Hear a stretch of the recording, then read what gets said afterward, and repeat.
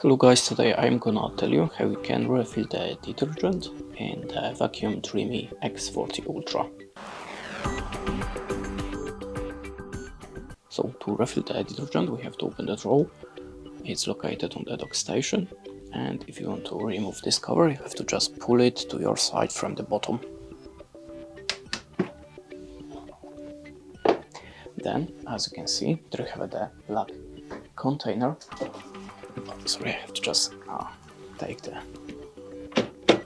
detergent, just remove it, open the top cover and refill it with the detergent to the max level.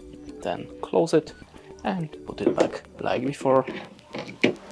Then close the cover.